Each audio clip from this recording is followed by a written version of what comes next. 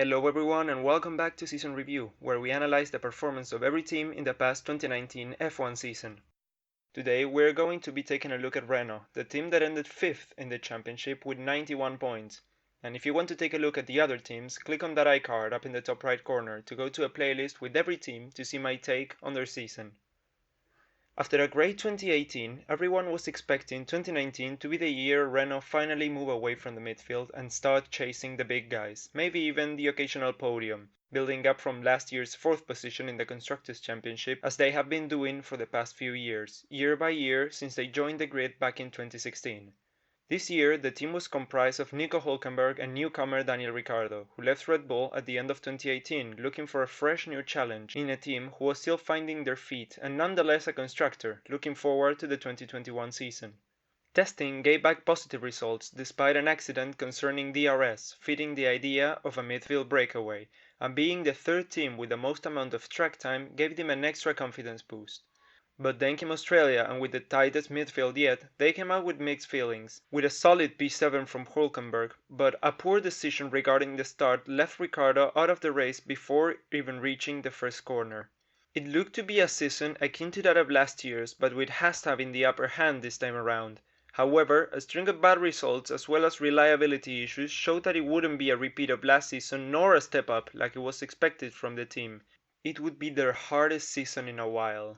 However, they would go on to score a healthy amount of points in the next few races, leaving them right in the fight, a performance that we would applaud if it was for the mid to low part of the grid. But Renault gave the impression that they were already past that, and up until the middle part of the season, they would bounce back and forth from 8th to 5th, until they finally looked settled and fighting for 4th position with a bit of a runaway McLaren that surprisingly seemed to be a tough contender this season.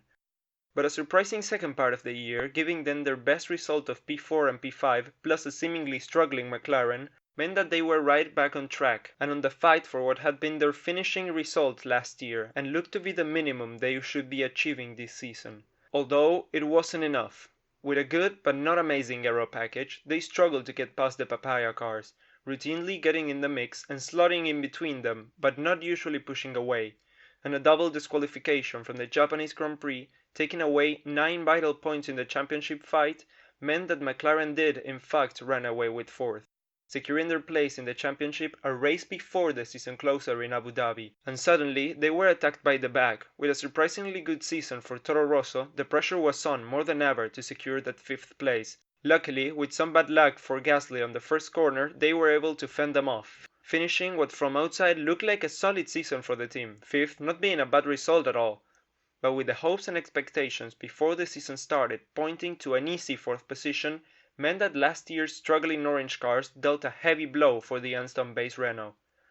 With uncertainty about the future of the team, due to a lack of results and budget cuts from their parent company, we would love to see a resurgent Renault like we became used to seeing the previous seasons, but unfortunately, that's not up to us.